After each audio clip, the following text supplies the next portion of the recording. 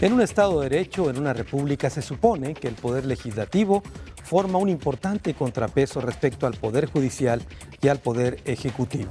En los últimos años, lamentablemente, el Poder Legislativo ha estado sometido, de alguna manera, vía el presupuesto por parte del Poder Ejecutivo y vía también todas sus triquiñuelas, asuntos, negocios, intereses en los que se han visto involucrados varios de los diputados que tienen un pie aquí y otro pie en el Poder Judicial o en el mismo Ejecutivo.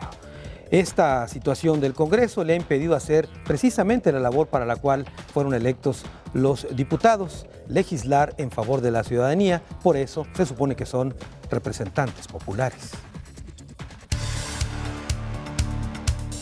Si algo indigna a los ciudadanos es cuando el desempeño de un funcionario público no es proporcional a su sueldo. Este es el cantar de los diputados de Jalisco, quienes perciben 107,235 pesos brutos al mes, que si lo comparamos con un legislador federal, ganan un 2% más, ya que en San Lázaro reciben alrededor de 105,378 pesos. El salario del legislador de Jalisco también se encuentra por encima del que tienen diputados en otras entidades como el DF, donde perciben 68,893 pesos, o Veracruz, donde tienen percepciones por 58,000. Esto con un Producto Interno Bruto similar entre las tres demarcaciones. A la mitad de esta Ruta 44, nos detendremos a analizar la productividad de nuestros diputados jaliscienses y los balances de sus sueldos. Bueno, ahí escuchábamos los salarios de los señores diputados. La pregunta no es que ganen eso.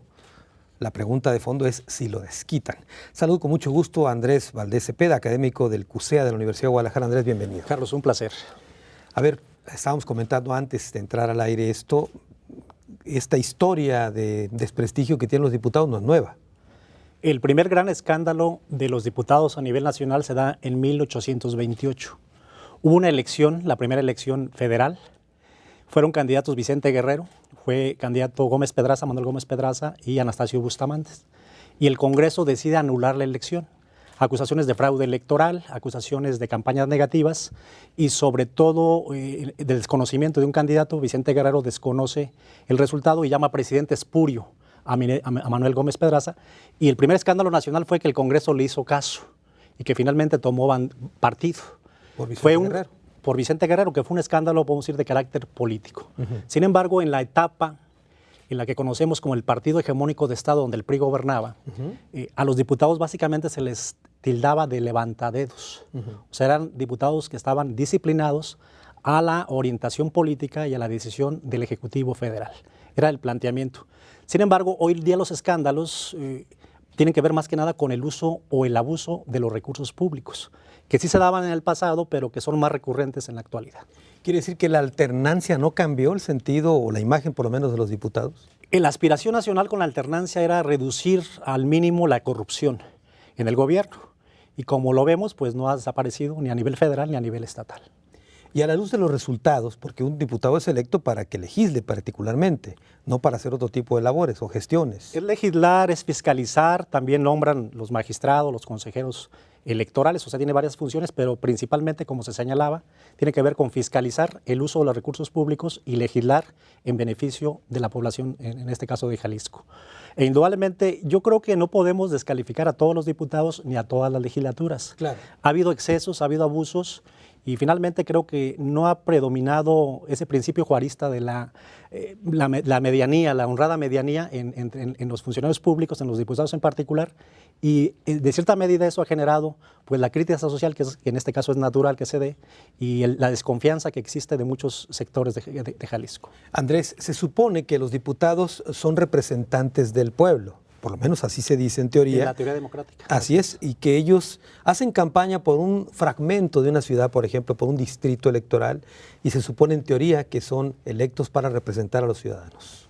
Así es, son representantes populares, además de fiscalizar, hacen labores de gestión. De hecho, el escándalo último también tuvo que ver con el presupuesto de las casas de enlace, que desde la perspectiva pues, reglamentaria tiene que ver con gestión y sobre todo un complemento para los trabajos legislativos que hacen en sus colonias o en sus municipios, en los que son ellos representantes.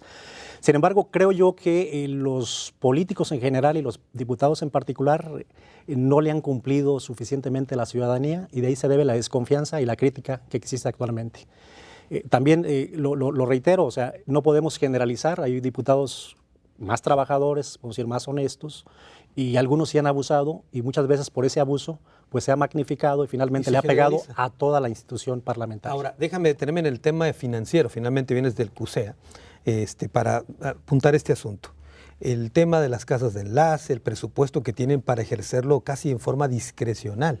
¿Qué es lo que sucede ahí? Bueno, son cerca de más de 1.100 millones de pesos anuales que tiene asignado el Parlamento, en este caso el Congreso, e indudablemente es una cifra pues exagerada.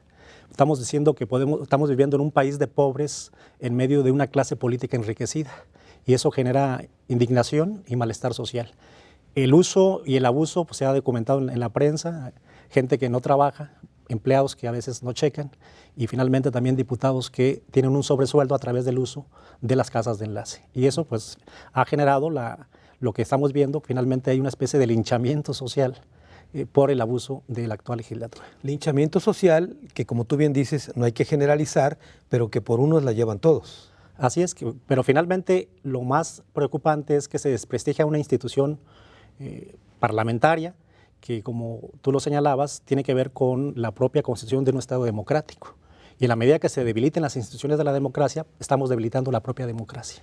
Sí, aquí me quedo con este último comentario que haces, Andrés, en el sentido de que más allá de cómo les hayan tundido a los señores diputados, lo que está de por medio es el prestigio de una institución. Y de la democracia mexicana. Muy bien, con esto me quedo. Una pausa y regreso con otra visión desde el punto de vista social, con un académico también, pero que ve este entorno social, lo que opina la gente, lo que percibe de la ciudadanía.